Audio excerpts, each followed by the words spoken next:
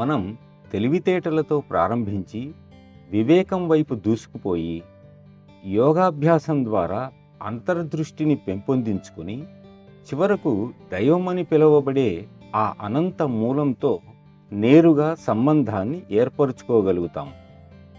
కానీ మనం సాధారణంగా తెలివితేటలతో ఆగిపోతాం.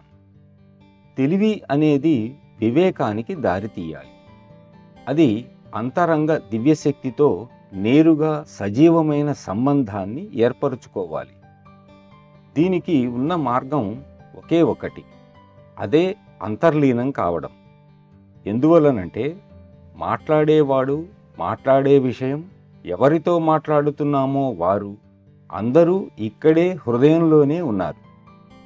ధ్యానంలో నేను అంతరంగంలోని నాతో మాట్లాడుతున్నాను, నా అంతరాత్మతో నేనే మాట్లాడుతున్నాను. అందువల్ల మనం ధ్యానం ఎందుకు చేయాలో తెలుసుకోవాలి. నాకు మనశ్శాంతి లభిస్తుంది అన్నది అర్థం లేని మాట. నేను రాత్రంతా హాయిగా నిద్రపోయి మర్నాడు ఉదయం హుషారుగా లేవటానికి ఒక్క నిద్ర మాత్రం చాలు. ధ్యానం నీ అంతర్గతంగా ఉండేది, బయట ఉండేది కాదు. కాబట్టి ఈరోజు ఉండి రేపు లభ్యం కాకుండా పోయేది కాదు. అందువల్ల మన మార్గంలో అన్నిటినీ, మనకు సర్వస్వమైన మాస్టర్ గారిని కూడా అంతరంగంలోనే ఉంచుకోవాలి.